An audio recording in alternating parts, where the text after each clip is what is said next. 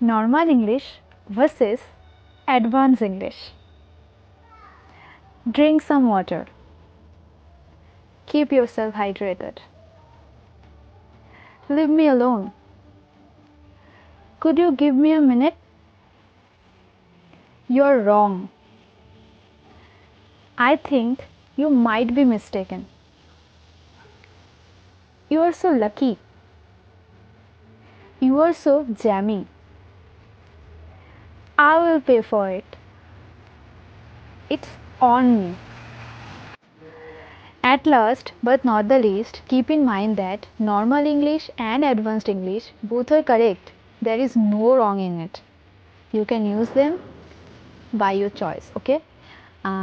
Make sure you like the video, share the video with your family and friends also, and follow me forward for more English tips like this. Thanks for watching. Bye bye.